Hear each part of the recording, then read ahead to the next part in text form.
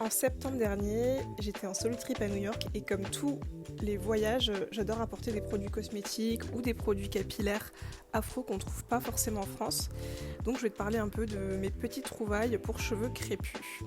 Alors si tu te demandes où tu peux acheter des produits afro à New York, si par exemple tu es en voyage actuellement à New York ou que tu projettes un voyage à New York, sache qu'il y a tout un tas d'adresses spécialisées ou non dans lesquelles tu pourras vraiment trouver ton bonheur en ce qui concerne le monde afro-capillaire.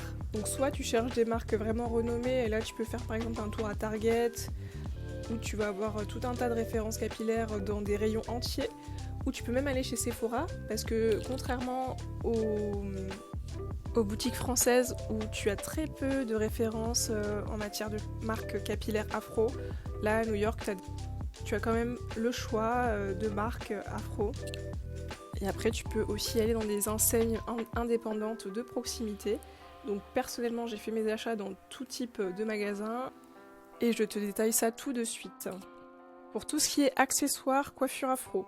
Donc je suis allée à Target, j'ai acheté cette magnifique barrette pour cheveux qui est vraiment spécialisée pour les cheveux volumineux et ça convient parfaitement lorsque tu as des tresses notamment.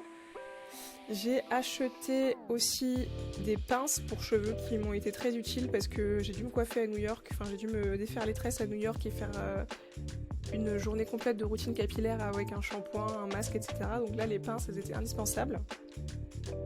Et enfin à Target, j'ai également acheté ce peigne de la marque Casmale.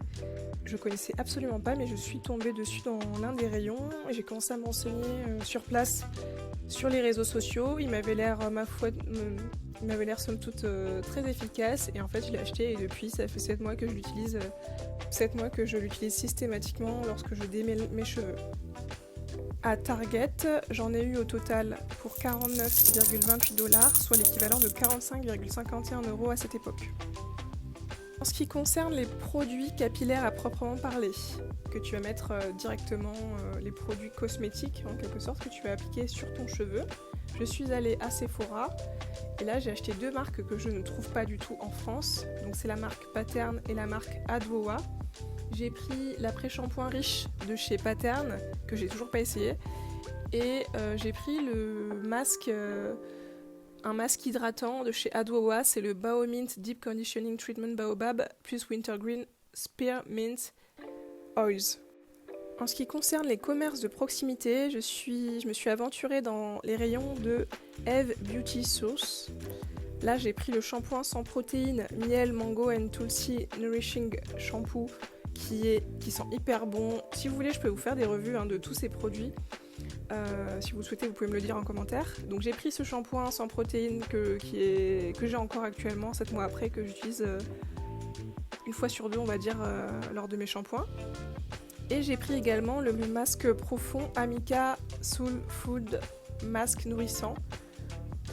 J'adore la texture et l'odeur. Après par contre je crois qu'il m'a tenu que un soin et demi.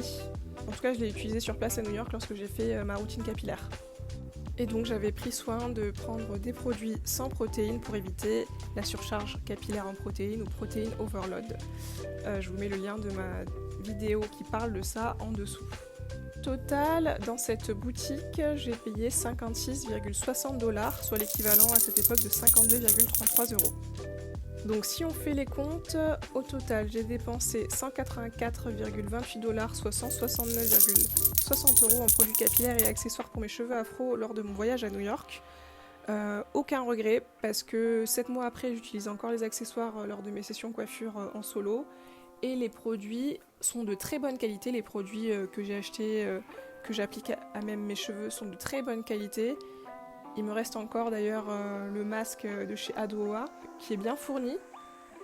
Et je suis contente d'avoir pu tester cette marque que je lorgnais depuis plusieurs années maintenant.